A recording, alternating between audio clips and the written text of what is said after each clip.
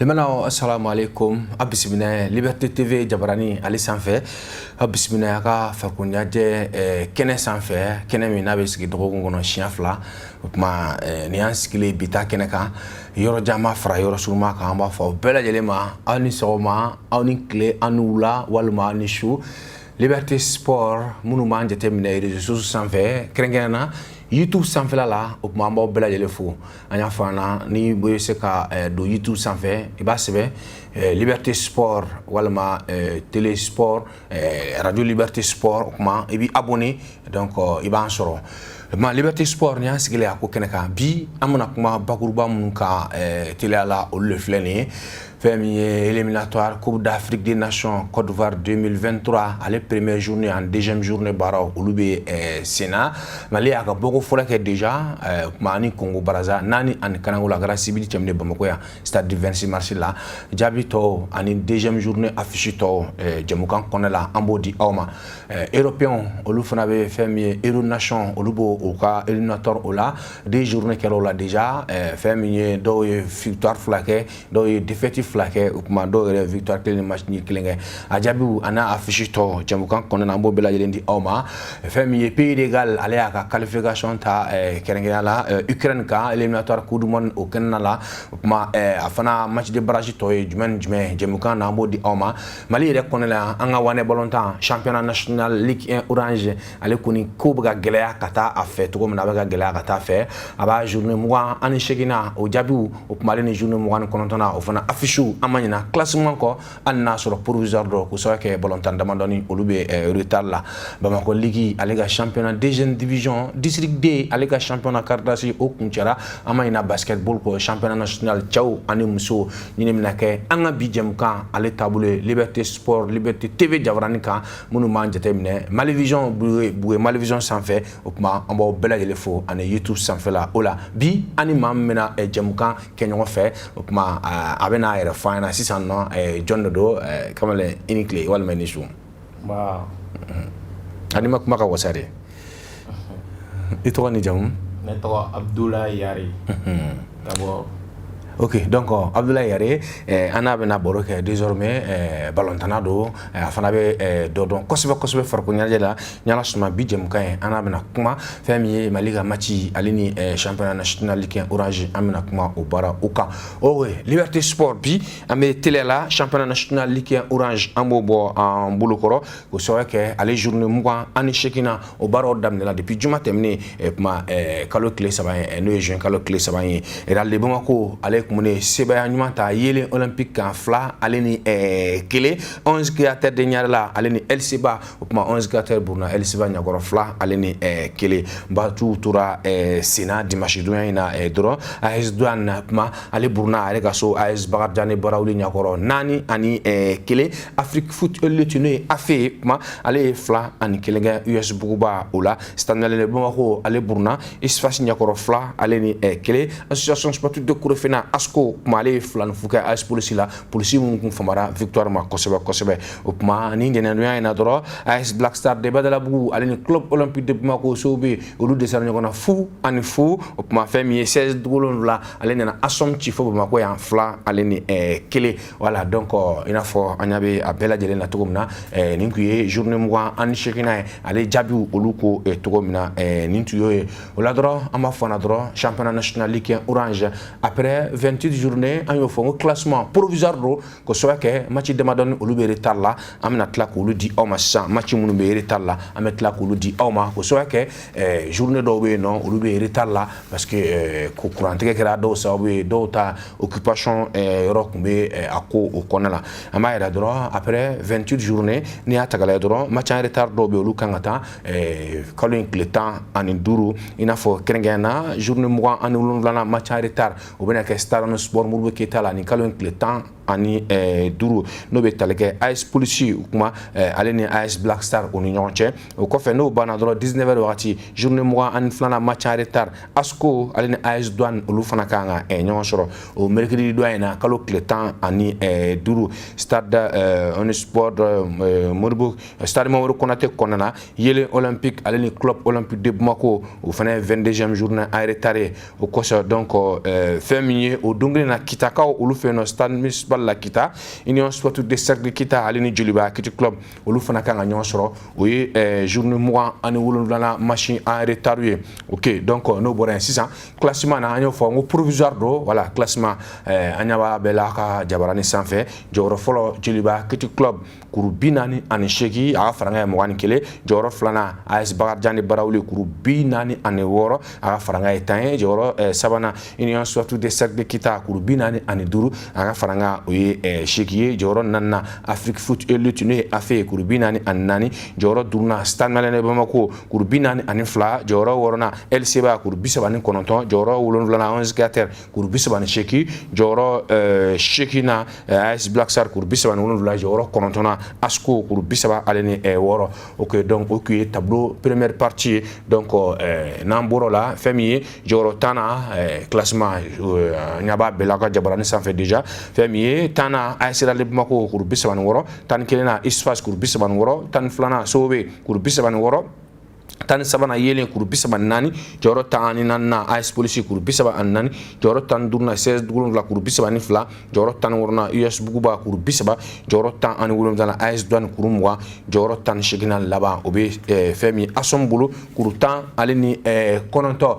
a tɛ bila ka sumaya k'o sababu kɛ Mali bɛ retard la dɔɔni fɛn min saison kɔnɔna la o kama fédération malienne de football journée bɛ ka tugu ɲɔgɔn na journée 29 na o bɛ daminɛ déjà ni kalo in tile 8 n'o ye ni mercredi doyen ye déjà balontan minnu bolola o filɛ nin ye Kulukoro stade Jara H la Kulukoro 16 US Buguba voilà US Buguba ale ni Real de Bamako o kuma 16h la o 16h kɛ na Kita Union Sportive de Cercle Kita ni 11 Carter de Ɲarela bɛ ɲɔgɔn sɔrɔ 17h wagati la Bamako yan stade Mamadou Konaté la Yele Olympique ni AFE stade Modibo Keita la LCBA kuma ale ni stade Malien de Bamako 17h et 19h la Isfas ale ni association sportive de Korofina ASCO alamisa kalo tile 9 fɛn min ye Bakarijan ka so n'o ye Barawuli AS Bakarijan ni Barawuli ale ni AS Black Star olu bɛ ɲɔgɔn sɔrɔ Bamako ya 17h wagati la stade Modibo Keita la AS Police ni Asom wagati filanan 19h so be ale ni 16 dimanche na kalo tile 12 stade Omnisport Modibo Keita la 17h Joliba Kiti club ale ni AS Douane de Sikaso olu bɛ ɲɔgɔn sɔrɔ voilà ni kun ye championnat national Ligue 1 Orange ale la halaya olu ye Abdoulaye Yare donc i bɔra ka championnat an bɔra ka résultats ani jaabiw ani jɔyɔrɔ ko i bɔra ka di sisan je crois que Mali championnat i bɛ ka dɔ jateminɛ a la ouais Mali championnat la ne caman jateminɛ a la surtout ɲinɛ ta bɛ togoya min na a ka gɛlɛn kosɛbɛ a ka gɛlɛn parce que ni équipe ta k'u lajɛ u ka points ka surun ɲɔgɔn na comme ça bɛ bɛɛ kunna an bɛ se ka ko dɔ kɛ donc yɔrɔ la donc bɛɛ bɛ ka baara kɛ bɛɛ bɛ ka cɛsiri kɛ maintenant SAD ni Joliba minnu bɛ tête la ani a tɔgɔ yɔrɔ in Joliba ye premier Bakarijan ye deuxième ye Kita ye troisième ye voilà Kita yɛrɛ a b'a ko kan kosɛbɛ je crois que ɲinɛ a bɛ sɔn ka ko dɔ kɛ donc mɔgɔ kan k'u farati Kita la kosɛbɛ surtout match laban ninnu na a bɛ ka mun yira donc a bɛ ka ɲɛ mun yira an na a bɛ se ka kɛ champion ye a bɛ k'o ɲɛ yira an na parce que Kita ninnu ka boli ye u bɛ boli maintien nɔfɛ mais n'u sera k'a ye k'a fɔ u bɛ se ka titre sɔrɔ fɛnɛ u bɛ kɛlɛ kɛ kosɛbɛ donc équipe min don surtout Kita yɛrɛ u ci man di surtout n'u b'u fɛ yen nɔ bɛɛ tɛ se k'u ci u fɛ yen dɛ mɔgɔw ye kuma ye jogo sugu bɛɛ dɔw la k'u bɛ baara kɛ équipe taara Sobe taara olu ka joueurs donna kogo fɛ u ma sɔn ka don da fɛ donc et puis Yelen fana taara olu fana ma sɔn ka don da fɛ olu donna kogo fɛ mais o si ma se ka gagner voilà a b'o togo la donc Kita u ci man n'u fɛ yen bon Bamako yan fana u ye équipe caman bati hali u ye Jeliba ci fo Bamako yan a match yɛrɛ ta na kosɛbɛ donc Kita vraiment o fana b'u sen kan wagati in na kosɛbɛ donc u b'a ko kan Voilà, monsieur Kita. Ok, mais ni championnat tagalaje Stade Malien Bamako ale mi champion sortant salon champion déjà ale be fo jogoro durnan na kurbina ni fla premier kurbina ni Cheick Djoluba, deuxième AS Bardia kurbina ni woro, troisième US Kita kurbina ni ani duru, quatrième AFE kurbina ni nani, cinquième Stade kurbina ni ani fla et be se gagner photo de Makola les champions sortants à quelques journées de la fin Alsa amaye les 3 premières places qu'on a la follow. Ouais, bon, monsieur Gafo, oui, volontaire, il y a un stade où on a gagné des sorts. Parce que le championnat d'amener là, où on a un match gagné, match qu'on gagne, donc champion sortant. Il y a déjà terminé, match sans champion stade de qu'on a courir à Morola. Parce que il y a gagné champion ou sort. Il y a un fallait bon. Se ka kɛ gɛrɛw fɛnɛ gɛrɛ caman feerela ka taa kɔ kan donc o gɛlɛyaw fɛnɛ b'a la comme ça i n'a fɔ Mali balontan ye mun ye bɛɛ b'a dɔn gɛrɛ dɔw bɛ yen Espérance bɛ gɛrɛw la ni ɲɔgɔn ye voilà ni équipe bɛ gɛrɛ kura sɔrɔ donc a ma nɔgɔ a girin k'a ka résultat kɔrɔ kɛ donc a bɛ équipe préparer dɔɔni voilà bon ɲinɛ je crois que o gɛlɛya de SAD sɛgɛn kosɛbɛ mais a kɛra togo kɔni anw fɛ fɛnɛ ko u bɛna a kɛ togoya min na vraiment u sera ka caman kɛ mais halisa tɔ b'u la kosɛbɛ SAD bɛ se ka kɛ champion ye comme i n'a fɔ a ma ban quoi. Oui, a ma ban. Balontan ça reste 6 journées donc olu tora ka 6 victoires kɛ je crois que 6 victoires u kan ka bɛ 18 points ma 18 points n'i y'o fara u ka 42 points au kan donc je crois que o ye 60 points donc alors que le premier a 48. Oui, bon premier a 48 là. A ka match kelen mérital fana la. Voilà, bon, nous tora ka porokoto premier nous tora ka porokoto Sandra May donc fin bɛɛ f'u ka porokoto u yɛrɛ b'a dɔn donc o ma se lasɔnmuliba t'o la parce que u yɛrɛ lasɔminen don ka ban. Oui, mais problème yɔrɔ min na u bɛɛ bɛ ka porokoto surtout Djoluba bɔra journée tɛmɛnen AFE y'a ci 2-1 donc ni journée là on bolo Stade bɛna profiter o fɛ Stade fana perdre la contre ISFAS 2-1 donc je crois que baara bɛ ka gɛlɛya Djoluba bɛ ka contre performance kɛ Stade kan k'i profiter o fɛ ale fana bɛ ka bati parce que problème yɛrɛ yɔrɔ min na effectif ko de ye Stade sɛgɛn ɲina kosɛbɛ i y'a fɔ ani choix d'entraîneur je crois que u ye kɔfɛ entraîneur minnu ta choix ninnu na an kɔni ka yeta la a ma kɛ choix ɲɛnamaw ye Stade fan fɛ u sɛgɛn i n'a fɔ yɛrɛ bɔra k'a fɔ an tɛna segin o kan tuguni et puis encore balontanna ninnu caman feerela u ma se k'u nɔna bila ka ɲa donc u bɛɛ kɛra gɛlɛya ye Stade ale ka effectivement pour la première fois depuis Mali championnat daminɛ en tout cas an kɔni bɔra mun kalama pour la première fois Stade ka 10 défaites kɛ saison kelen kɔnɔna championnat nin y'a siɲɛ fɔlɔ ye 10 défaites tan ça c'est trop une saison. Ah vraiment. Hein? Équipe min bɛ fɛ ka kɛ champion ye équipe min ka nombre de trophées ka ca ni bɛɛ ta ye donc n'a fɔra k'o ye 10 et puis championnat ma ban ça reste 7 journées encore ils ont fait déjà 10 défaites. Ah donc ɲinɛ u ka ɲinɛ gɛlɛya bɛ kosɛbɛ. Gɛlɛya bɛ yen nɔ o ye record yɛrɛ bâti déjà 10 défaites. 10 défaites. Ouais. Ah vraiment champion mɔgɔ min bɛ fɛ ka kɛ champion ye. Voilà c'est trop. N'i y'o sɔrɔ. Ouais. A gɛlɛya la a bɛ gɛlɛya kosɛbɛ. Ok donc ok championnat national ligue orangé an y'a fɔ ni ala sɔnna journée 29 donc ni mercredi ni déjà o baara olu bɛ daminɛ Kulukoro US Buguba ni Real de Bamako Kita US Kita ale ni 11 caractères Bamako ya Mamadu Konate la mercredi na yele ni AFE o kuma Stade Modibo Keita la LCB ale ni Stade Malien de Bamako ça c'est un match difficile encore pour les stades o fana ma nɔgɔn voilà. LCB Stade o fana ma nɔgɔn donc LCB ni wagati la ale bɛ jɔyɔrɔ 6 na 39 points Stade bɛ jɔyɔrɔ 5 na 42 points donc a ma nɔgɔn o fana ye duel ye dɛ u bɛ ɲɔgɔn kɛrɛfɛ ok donc ISFAS ni ASCO o ye mercredi 19h ye o kuma jeudi na Bakarijan o kuma ale ni Black Star AS Police ale ni ASOM Sobe ale ni Dugu 7 dimanche kalo tile 12 Djoluba ale ni AS Douane attention Djoluba fana ye match ni kɛ match alla Sikaso AS Douane ale ɲakɔrɔ championnat national muso o fana ta a bɛ sen na a bɛ Cardas la n'o ye première division ye o kuma Cardassi depuis alamisa tɛmɛnen kalo tile 2 première journée la Manden ye 1 ni 0 kɛ ISFAS la Super Lion 1 ni 0 kɛ Real de Bamako la deuxième journée kɛra nin ntɛnɛndonya in na n'o ye championnat foot féminin muso ballontan na a Cardassi Real buruna Manden ɲakɔrɔ 1 ni 0 fɛn min ye ISFAS fana buruna Lion ɲakɔrɔ 1 ani Kanankolo o kuma ni ala sɔnna ma journée troisième journée n'o ye Cardassi foot féminin ni juma in na kalo tile 10 o de do 16h30 wagati la AS Mande ale ni Super Lion kuma 12h30 Real de Bamako ale ni Isfas donc premier fla n'o ye premier ex aequo fla Mande ni Lion nu gagna o be to première place la ni mun cira o bena jɔyɔrɔ filanan o sɔrɔ après 2 journées Mande ale ni Lion match fla CBA fla kuru wɔɔrɔ u ka fara ɲɔgɔn fila jɔyɔrɔ laban fila Real ale ni Isfas 2 matchs 2 défaites o kuma 0 point u ka bɔta o ye fila ye muso bɔlɔntan ka to kɔnɔ la an bɛ taa fɛn min ye Sekafa olu fana ka tournoi foot féminin o baara olu bɛ senna ka hakili jigin dɔrɔn k'a fɔ ko a sera demi-finale kɛnɛ kan muso bɔlɔntan demi-finale min bɛ kɛ ni alamisa in na kalo tile 9 fɛn min ye 10h wagati la sɔgɔmada fɛ Uganda ale ni Ethiopie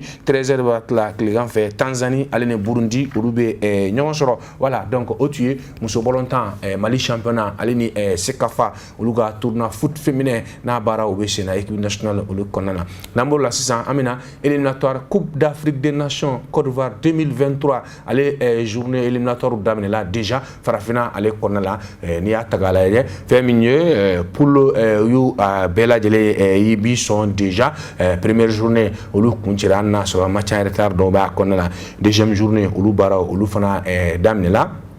ama ye k'a fɔ fɛn min ye ni sibiri na kalo tile 4 Bamako yan stade du 26 mars la Mali ale ni Congo Brazza olu ye ɲɔgɔn sɔrɔ n'i ye Congo Brazza fɔ Yaoundé 72 Congo Brazza ale de ye Mali bali ka se ka Coupe d'Afrique des Nations ta o y'an ti finale la n'i ye Congo Brazza fɔ an ka degeli karamɔgɔ kura Eric Chekuchel ale k'a to balontan na Aigle fɛ ale ka match laban o kɛra Congo Brazza de contre la a don an y'u ci Bamako yan nɔ n'i ye Congo Brazza fana fɔ an ka degeli karamɔgɔ Danga Alou Badara Diallo n'u kama ko Conti ale de ye olu ka championnat a kɛra champion ye siɲɛ damadɔni ka tugu ɲɔgɔn kɔ o kuma n'i ye Congo Brazza fana fɔ tuguni équipe de don équipe min kosɛbɛ kosɛbɛ an bɛ se k'a fɔ hali n'a sɔrɔ a ka participation ka dɔgɔ Coupe d'Afrique la sisan mais chaque fois jamana de don u bɛ jate Coupe d'Afrique tabagaw fɛ parce que u ye Coupe d'Afrique ta Mali ma o ta fɔlɔ donc toujours u bɛ Mali sanfɛ ok donc première journée a kɛra nin samedi la stade du 26 mars la Liberté Sport an ka équipe mɔgɔw tun bɛ a ko o kɛnɛ kan Musa Tarawele GMT o kuma ale tun bɛ ka radio Liberté jɔyɔrɔ fa a n'a ka cameraman Jakarija Dambele olu tun bɛ ka an jɔyɔrɔ fa a ko o kɛnɛ kan baaraw kɛra cogo jumɛn la Mali kun ye sɛbɛya ɲuman ta Congo Brazza kan an n'a sɔrɔ an y'a bɛɛ kɛ mi-temps kelen kɔnɔ la 45 minutes 4 ani Kanangolo a 4 ani Kanangolo la dɔrɔn fɛn min ye Mohamed Kamara camancɛ El Bilal Touré doublé Khalifa Koulibaly ale fana ye kelen don parce que ale donna Ibrahim Kone o ɲɔ la match bɛ cɛ 4 ani Kanangolo 45 minutes deuxième mi-temps na o kɛra fu ani fu ye a ko kɛra cogo min na an ka jɛ Liberté Sport Musa Tarawele ani an ka cameraman u ye baara min kɛ ka bila an ɲɛ inshallah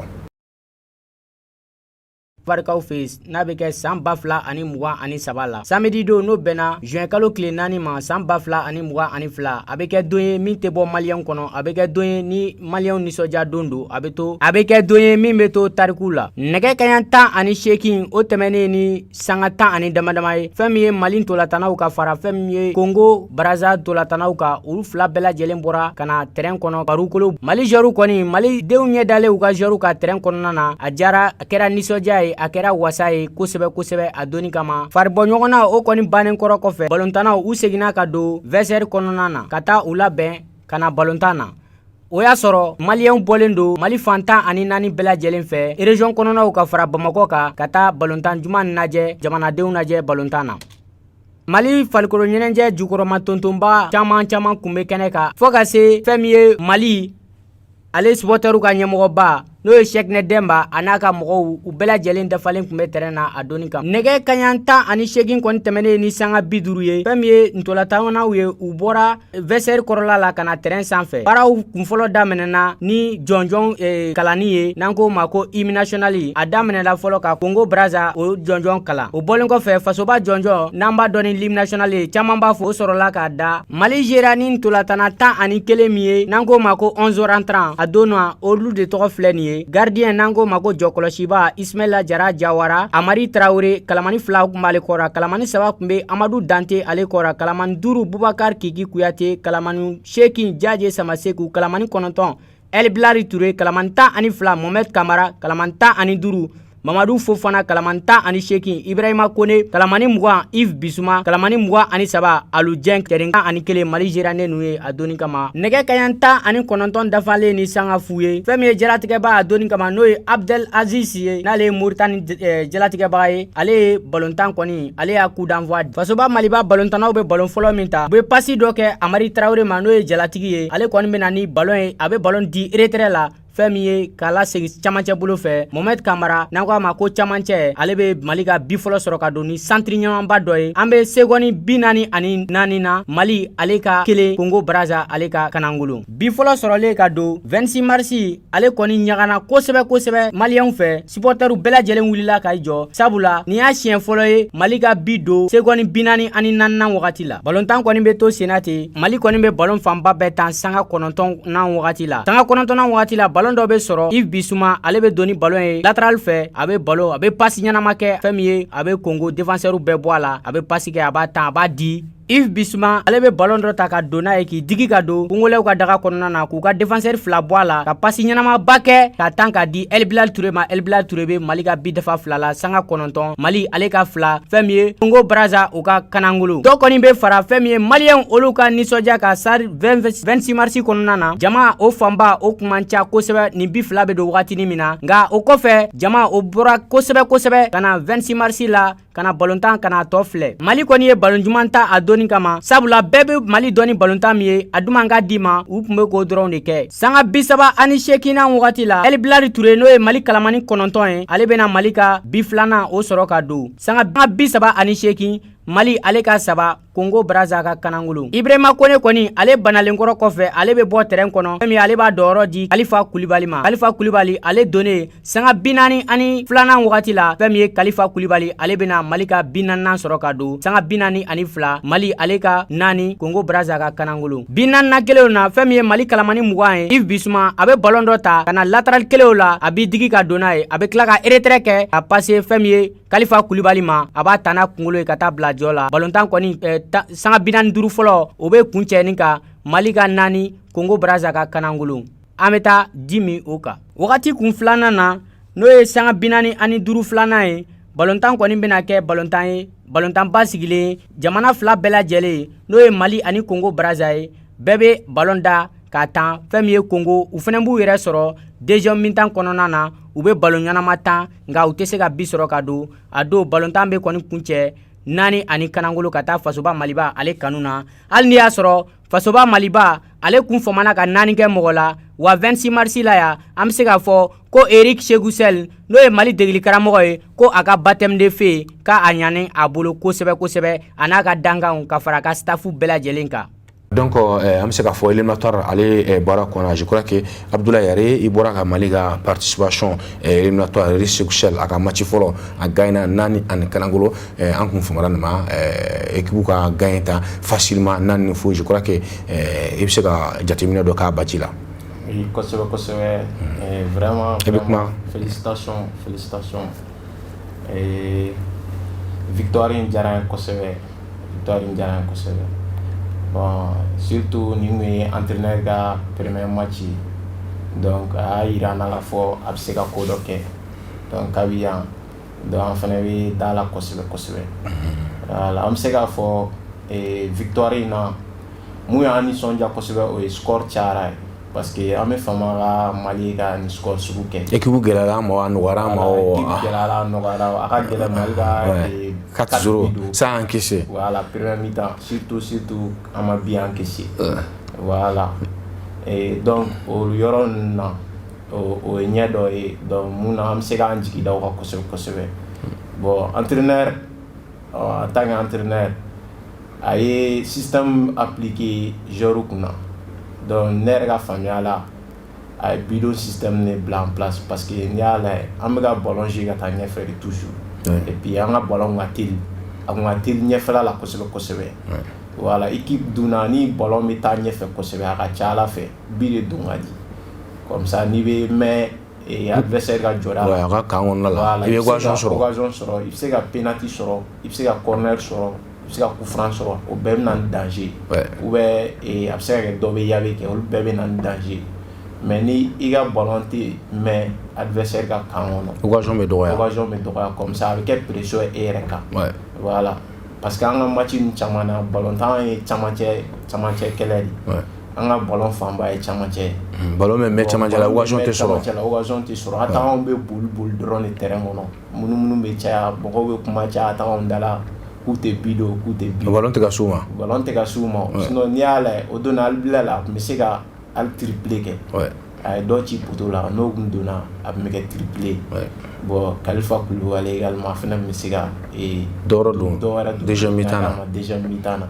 voilà mais match in na mɔgɔw k'a faamuya k'a fɔ match in yɔrɔ dɔ piégé len don n'o ye match in deuxième mi-temps ye parce que match in deuxième mi-temps mɔgɔw y'a jira k'a fɔ u ka premier mi-temps tiɲɛ n'u bolo mais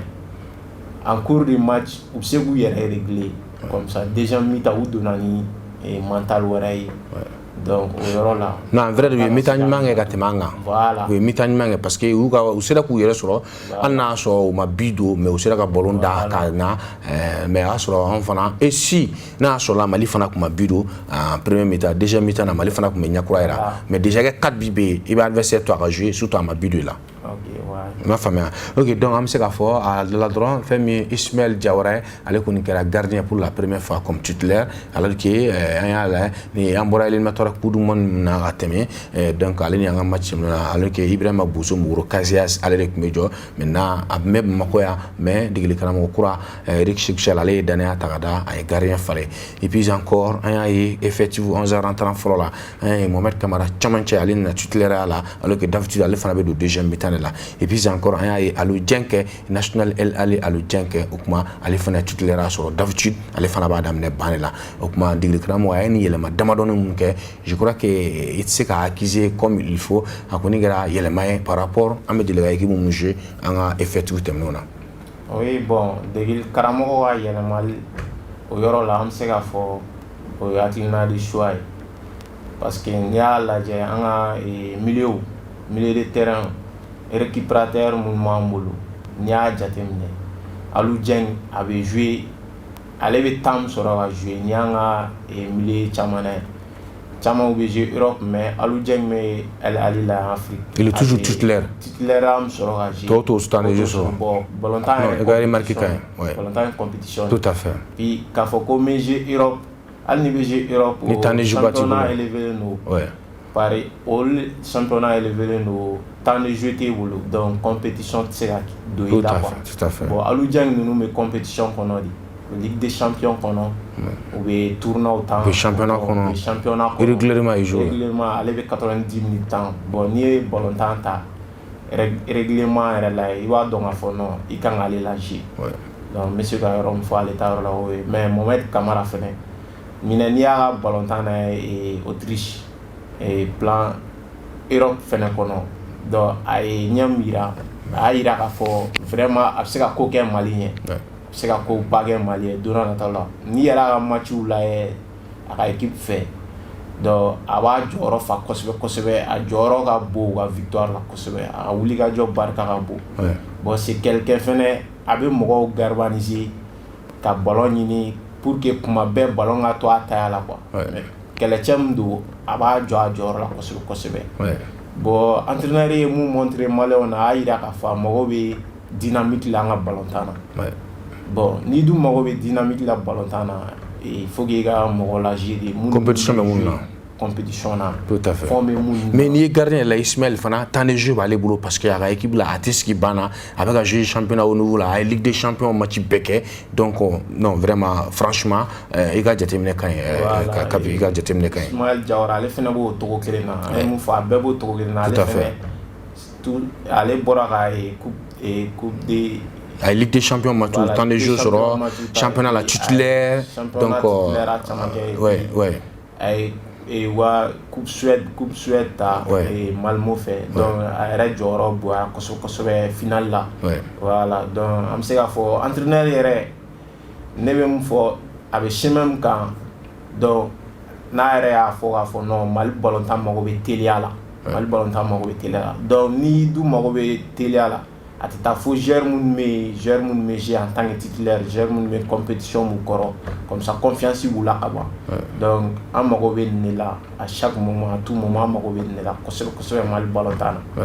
Voilà, ne ka faamuya o de. Ok, donc en balontan kɔnɔna la an y'a fɔ an gagné 4 ani Kanangola a bɔra ka jaw lajɛ sisan a kɔni kɛra gɛlɛya ye presse ma a donni kama parce que commission sécurité, commission d'organisation sécurité ale kɔni ye baara gɛlɛya après le match interview kan ka kɛ kɛcogo min na ani an bɛ deli ka entraîneur ɲininka an bɛ deli ka joueur ɲininka a don journalistes balilu ka baara la kosɛbɛ a ko yɛrɛ kɛnɛ kan Musa Traoré GMT ale ye ɲininkali kɛ a ye an confrère dɔ ɲininka Sidi Traoré ale ye mun sɔrɔ ka fɔ an ka jɛ an k'o fana lajɛ. Effectivement an bɛ bɛɛ fo fɔlɔ k'a fɔ ko an ka émission ko félicitations degeli karamɔgɔ fara ballon kan ni fédération Mali football ani ministère ani malien bɛɛ minnu se ko kɔnɔkɔrɔ ka na bi wulada na mais faut reconnaître que an journalistes n'o ye kibaru cɛrɛ ye farafin sira fɛ an dusu kasilen don an diminen don ballon in banna yani match ka se u ye appel kɛ ka communiqué bɔ ko bɛɛ k'i accrédité i ka demande kɛ an ye demande kɛ u ye accréditation d'a ma o b'a an yamaruya n'an nana an k'an sigi tribune de presse la ni baara banna ka jigin na salle conférence kɔnɔ n'an tilara ka taa journaliste la ka taa ɲininkaliw kɛ walasa ka taa an ka télévision sow an ka radio ani an ka presse écrite organe kɔnɔ ka taa baara kɛ an nakun ye baara de ye mais n y'a ye baji bannen journalistes jiginna ka na k'u bɛ na don salle kɔnɔ polisiw ye sira da ko mɔgɔ si tɛ tɛmɛ an ko non an ye journalistes de ye baji bɛ bɛɛ bolo an jɔlen filɛ ko non ko consigne dir'u ma ko mɔgɔ si kana tɛmɛ ka don salle kɔnɔ mais an m'an yɛrɛ ɲininka an y'a accrédité kun jumɛn de kama sisan fédération ye appel lancé ko ka accréditation kɛ kun jumɛn kama an bolo n'i accrédité a bɛ yamaruya i ka don ka na i ka baara kɛ bonya ni karama ani lakana kɔnɔna na mais n'a fɔra ko lakana t'o baara la bonya yɛrɛ tɛ an ka baara in na bilen franchement an fana ko m'an décider nin match conférence presse n'a interview la presse malienne an ka fara ɲɔgɔn kan ka kɛ kɔnɔkulu kelen k'a boycotté o de kama an ko bɛɛ ka bɔ salle kɔnɔ ni jama bɛnna kan ko an ka bɔ jama ko wayi ko an ka bɔ k'an ka boycotté donc an bɛɛ bɛ na bɔ fɛn dɔ fana kɛra mun tɛ ko ɲɛta ye an ka télévision so minnu bɛ yen u y'u bali ka kulu tɛ jigin duguma an y'a ye Canal Plus jiginna duguma ka taa exclusivité kɛ ka match fɛn ta en direct il n'est même pas accrédité malien journaliste minnu accrédité don k'olu bali ka jigin ka taa duguma ka taa u ka baara kɛ o ye jɔnmaya de ye Canal tɛ se ka fisaya ni anw ye Canal tɛ se ka kɛ jamanaden ye ka tɛmɛ anw kan franchement parler an nisɔndiya bi an nisɔndiya sini an b'an ka fɛn bɛɛ yira. Je crois que Abdoulaye Yari baaraw kɔnɔna la n'a fɔra match bɛ ban ko interview tɛ se ka kɛ ka journaliste bala ka baara la an dun tɛ ka jouer kɔfɛ an bɛ ka jouer à domicile de je crois que surtout an ye victoire propre min kɛ a ka di entraîneur ye a k'a ka nimisi wasa kuma fɔ a ka di joueurs ye k'u ka nimisi wasa kuma fana fɔ population public sportif ɲɛ jɔyɔrɔ ye presse de ye radio ani télé la n'u balila o la je crois que i ye dɔ bɔ an ka victoire diya la. Ah, vraiment bon o yɔrɔ jateminɛba kan ka b'o la surtout journaliste donc n'a ma ɲɛ ko journaliste bɛɛ ye nationalité de don donc malien de don comme ça ni match bɛ Mali la journaliste fana u jɔyɔrɔ ka bon kosɛbɛ u jɔyɔrɔ ka bon kosɛbɛ parce que surtout victoire kɛlen na donc a b'u permettre u yɛrɛ content don nisɔndiyalen don donc e yɛrɛ mun ye victoire kɛ fɛn dɔ bɛ i yɛrɛ kɔnɔ k'a fɔ donc ni journalistes ma gɛrɛ i la i tɛ se k'a fɔ voilà bon balontan yɛrɛ tagalan ye journalistes de a diyala olu de voilà. Ok, donc déjà télé à la Coupe d'Afrique éliminatoire na en kelen kun tɛ match là en tout cas une fois de plus on va faire bravo félicitations Elik Cheikhoucher a ka premier match a ye sɛbɛya ta Bamako en stade de 26 mars la nani ani Kalangolo o kuma an b'a féliciter kosɛbɛ ala ka nin kɛ continuité hali n'a sɔrɔ la jamana caman y'a daminɛ fɛn min ye premier journée kɛ ka ɲɛ nka deuxième journée o balana déjà i n'a fɔ Tunisie kun ye 4 fo kɛ Guinée équatoriale la premier journée la nka deuxième journée la Tunisie sera ka bɔ ni match le Ghana fana kun ye saba ani kelen kɛ a ka so o kuma Ghana fana dɛsɛra deuxième journée la fana ye match nul kɛ m'a fɔ n ko bɛna k'an ta ye an kun ye 4 fo kɛ an bɛ ala deli an bɛna taa Soudan du Sud an n'a sɔrɔ a match bɛ jouer Ouganda de Mali ani Soudan du Sud de kan ka jouer donc ni alamisa in na inchallah an bɛ ala deli 2 matchs 2 victoires surtout 0 encaissé o de ka d'an ye kosɛbɛ ok premier journée jaabi tɔ o filɛ nin groupe A la donc olu ka groupe A o match bɛ retard la fɔlɔ groupe A la n'o ye Guinée Bissau ni Maurice nga ñoo soro Niger ale ni Sierra Leone donc o be match en retard la o be tan Algérie ni ala stama groupe B première journée là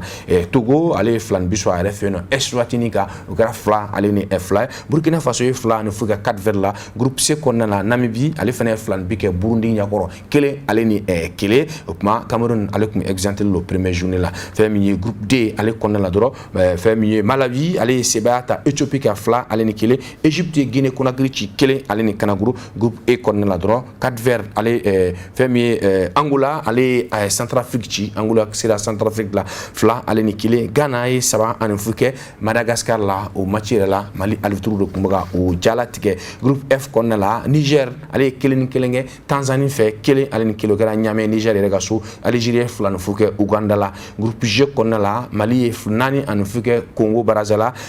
Gambie ale kele an fuke Soudan du Sud o la ma famille groupe H ale konna la Comores ma ale Lesotho fla no fuka ta Comores ale konna Côte d'Ivoire ye saban kelenge Zambie la ma famille groupe I ale fana konna la dro République démocratique du Congo ale Burna rega so Panther de Gabon fait kele ale ni Kanangolo Mauritanie saban an fuke Soudan o la groupe J konna la famille Libye ale kele no fuke Botswana la famille Tunisie ale nani an fuke Guinée équatoriale la groupe K konna la Maroc ma ale ni Afrique du Sud oye ni alamsaye ni alasma 19h Libéria ale ni Zimbabwe o fana ni alamsado kele OK donc alors que groupe L konna la Sénégalais saban ni kelenge Benela triplé de Sadio Mané ma o ba bi dafa désormais bi saba ani fla équipe nationale ale konna Sadio Mané il a déjà 32 buts déjà à la équipe nationale dans le Konala à où la Coupe d'Afrique finale la Chien fla ka kan kilenta ko la ta Coupe du monde Konala 6 ans éliminatoire la triplé fanake donc voilà ka fo Sadio Mané a joda babé équipe nationale là alors que Mali histoire là en meilleur buteur c'est lui qui est à 24 buts là déjà meilleur buteur Frédéric Oumar Kanté 23 buts troisième meilleur buteur Femi Cheikh Tidiane Diabaté 14 buts donc voilà ka fo déjà Sadio Mané allez 32 buts déjà donc allez terminer Mali histoire meilleur buteur là kaba voilà donc ma fo histoire là ballon tona munga biga chaka teme beka équipe nationale la frafina oui Femi national El Ali allez Mohamed Salah Femi Hassan allez bi woro ani konoton allez au dodo DJ Drogba déjà mis bibiduru an woro Samuel Eto'o troisième bibiduru aleni kile okoye oye équipe nationale munuga nombre de bikacha kateme bektaka OK donc groupe L la ya fo sénégalais saban kelenge benela Mozambique aleni Rwanda lui kele aleni kelenge OK donc deuxième journée olu bara damne là déjà depuis dimanche terminé kalok le duro Botswana ma aleni Tunisie fou an fouke donc Centrafrique kelenge Ghana au fait Madagascar kelenge Angola au fait nindena doyena déjà Guinée équatoriale allez flan fouke libila nalastement ni mardi na matchu programmation ou flené famille Eswatini allez Burkina Faso 13h na ou 13h kena Zambie ni Comores 19h na 4h ni Togo Rwanda allez ni Sénégal au fana ni mardi ni 19h mercredi kalok le chiki matchu fana affiché ou flené Ouganda Niger 13h 16h Congo Brazzaville Gambie ma famille 16h Gabon allez Mauritanie olukanga nyongo soro au 16h Kenya Tanzanie ni Algérie 19h Bénin Mozambique 19h Soudan allez ni famille République démocratique du Congo olukanga nyongo soro ni alamsaina kalo kle kononto 13h watla Burundi ma allez ni Cameroun olukanga nyongo soro ma famille Soudan du Sud ni Mali oui midi wakati donc ni alamsa nina 13h watla Éthiopie allez ni Égypte donc ma famille Lesotho allez ni Côte d'Ivoire olu fana kan nyongo soro Guinée Conakry ma allez ni Malawi olu be nyongona oui 16h wakati upma ninkuye éliminatoire Coupe d'Afrique des Nations allez bara olu be togoyamna donc nambora ula ameta famille Europe oluga éliminatoire match de barrage Coupe du monde Qatar 2022 éliminatoire match de barrage la doro Pays de Galles allez à date Ukraine na finale kenega mungera dimanche terminé calcul duru Pays de Galles gaina kele allez ni kanangoro koroko garde balle upma allez na to lubta Coupe du monde pour la première fois. Ah oui, pour la première fois. Garde balle et vraiment à faire félicitations. Un joueur très expérimenté. Vraiment Nioro là dans ay baram ke donc ayira ka jamana la fo alsa se wulji daka ko se donc ayira ka fo et avec niveau voilà alisa kosɛbɛ ka ko kɛ jamana ye voilà parce que n'i y'a performance la Real Madrid la a ma koba kɛ Real Madrid la kosɛbɛ ɲinɛ ouais ni saison in na son Ligue des Champions 5 sɔrɔ voilà mais olu ye parcours ye mais national Pays de Galles là donc a match o match i b'a ye a b'a yɛrɛ yira donc parce que ale yɛrɛ ka force ye mun ye équipe ka force ye mun ye ni ɲɔgɔnna star bɛ équipe la a b'a permettre joueur tɔw bɛ yen u bɛ courage sɔrɔ quoi comme ça n'u y'ale effectif la donc u tɔw bɛ dusu ta u tɔw bɛ courage ta bon a bɛ adversaire fɛnɛ siran u b'a bila u kunna à tout moment a bɛ se ka but dɔ a bɛ se ka différence créer a bɛ se ka ko dɔ kɛ bon o de ye joueur b'a yɛrɛ avantage a nafa ye par exemple joueur b'a caman bɛ yen i t'a sɔrɔ u bɛ kɔrɔ mɔgɔw b'a fɔ ko karisa kɔrɔla mais espérance dɔw de b'o la terrain kɔnɔ o ye différence ye olu de différence i b'a sɔrɔ n'o yɔrɔ nana dɔrɔn donc bɛɛ yɛrɛ bɛ girin k'a tiɲɛ quoi. On peut dire que Real ka ɲinan Ligue des Champions là an bɛ se k'a fɔ grâce à Benzema, Modric, Kroos donc u ka espérance a bonyana kojugu surtout sinon mɔgɔ caman tun y'a bila kunna ɲinɛ Real bɛ sɛgɛn parce que Cristiano tɛ yen Sergio Ramos tɛ yen caman b'a bila kunna Real tɛna se ka Ligue des Champions ta mais u y'a montré k'a fɔ balontan ye dusukolo ani collectif de donc u y'a yira k'a fɔ kuma bɛɛ ko dɔ bɛ se ka kɛ donc pour moi balontan yɛrɛ kɔnɔna la Real Madrid ka Ligue des Champions nin ye leçon de ye donc balontan yɛrɛ ma quoi. Ok. Ok, donc on va se gagner Pays de Galles pour la première fois aller y a la qualification ta Ukraine ga amadi Ukraine muna que là vous fait ça fait des mois où voilà ben beke yoro là donc casse fou niveau na je crois que fana kanga fou ko sebe oui Écosse éliminé Brésil là donc kana éliminé la finale la Brésil là Pays de Galles au fait voilà ça continue bi mardi na déjà Émirats Arabes Unis aller Australie ni mun gaina au be qualifié ça continue aussi mardi nata inchallah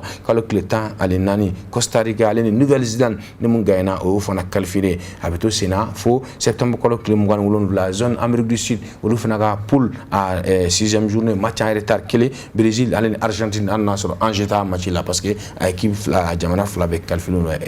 déjà voilà donc OK éliminatoire aller barawe inshallah anga jemuka nata o konnala amena kuma kosebe femier Ligue des Nations UEFA alini ato amina kumolu kwa parce que bitan abati asebe koro kuruna déjà Abdoulaye Yare anna sola ni ala stamanga jemuka natala amina kuma kosebe femi abura ka championnat de 3 kardasi ko tansisa amina kuma o ka juma nata inshallah ame kuma kosebe tuguni Mali championnat national o fana matchu uluka bitan amba abla ni ala stama ame kambeda ale mejekuru chema ani musumay